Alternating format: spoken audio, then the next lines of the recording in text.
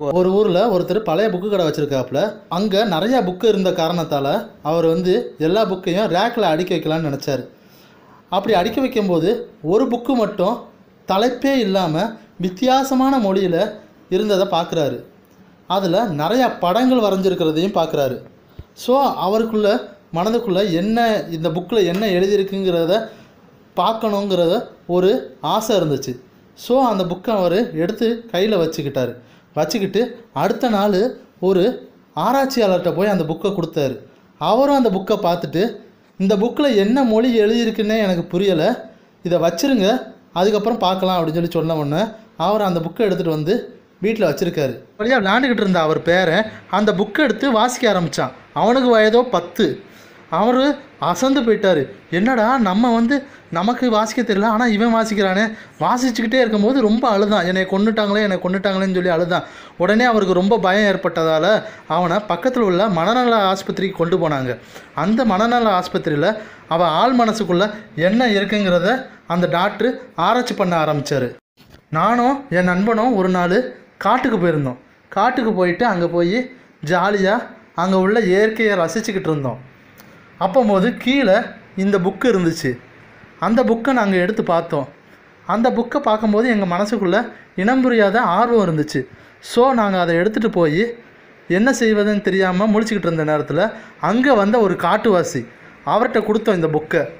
அவர் அந்த மொழி எங்களோட மொழி தான், இது 2500 வருஷத்துக்கு முன்னாடி எங்கள் குலத்தில் வாழ்ந்தவங்க பேசின மொழி அப்படின்னு சொன்னார். நான் ஐயா என்ன எழுதியிருக்காங்கன்னு கொஞ்சம் வாசித்து சொல்ல முடியுமா அப்படின்னு சொல்லி கேட்டேன். நாங்கள் கேட்டதுக்கு அதுக்கும் அவரும் அந்த புத்தகத்தை வாசிக்க ஆரம்பித்தார். அதில் என்ன எழுதியிருந்துச்சுன்னா, 2500 வருஷத்துக்கு முன்னாடி அங்கே ஒரு ராணி வாழ்ந்து வந்ததாகவும், அவங்க மிகவும் வீரம் உடையவங்களாகவும் நிறையா தங்கம் வைரம் வெள்ளின்னு வச்சு ஆட்சி செஞ்சதாகவும் இருந்துச்சு. அதை திருடுறதுக்கு எதிர்நாட்டிலேருந்து ஒரு திருட்டு கும்பல் அங்கே வந்துச்சு. அவங்க கூட அந்த ராணி வீரமாக சண்டை போட்டாங்க. சண்டை போட்டு அவங்கள கைது பண்ணி அவங்களுக்கு மரண தண்டனையும் விதித்தாங்க. அதன்படி அங்கே உள்ள அனைத்து திருடர்களுக்கும் மரண தண்டனை வழங்கினாங்க. இதை பார்த்த ஒரு திருடன் ராணி மேலே உள்ள கோவத்தால் மறைந்து நின்று விஷ அம்பால் அந்த ராணியை கொன்றான்னு அந்த புக்கில் எழுதியிருந்தது.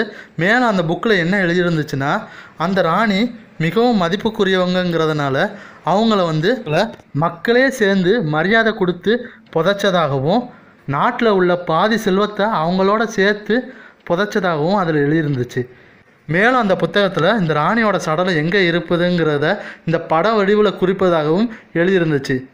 இதை படிச்சுட்டு அவர் ரொம்ப சந்தோஷப்பட்டார். எங்கள் இனம் 2500 வருஷத்துக்கு பழைய இனமான்னு சொல்லி சந்தோஷப்பட்டுக்கிட்டு இருந்த நேரத்தில் என் நண்பன் அவர் முதுகில் கத்தியால் குத்தி கொன்றான். நான் ஏன்டா அவரை கொன்னேன்னு சொல்லி கேட்டதுக்கு, இந்த புதையல் ரகசியம் நம்ம 2 பேருக்கு மட்டும்தான் தெரியணும், 3வது ஒருத்தருக்கு தெரியக்கூடாதுன்னு சொல்லி சொன்னான். மேலும் அந்த புத்தகத்தை எடுத்துகிட்டு புதையலை தேடி நாங்கள் போனோம். அந்த இடத்துல நிறைய ஆராய்ச்சி பார்க்கும்போது ஒரு இடத்துல தோண்டி பார்த்தா ஒரு மர பாக்ஸ் இருக்கிறத நாங்கள் அந்த இடத்துல பார்த்தோம். அங்கேருந்து அந்த பாக்ஸை எடுத்து பார்த்தா உள்ள வைரம் வைடூரியம் தங்கம் வெள்ளி நிறையா இருந்துச்சு. அதை நாங்கள் 2 பேரும் எடுத்துகிட்டு ஊருக்கு வந்துட்டு என் நண்பன் வீட்டில் வச்சு பிரிச்சுக்கிட்டு இருக்கும்போது என் நண்பன் திடீரென என்னை கத்தியால் குத்துனா.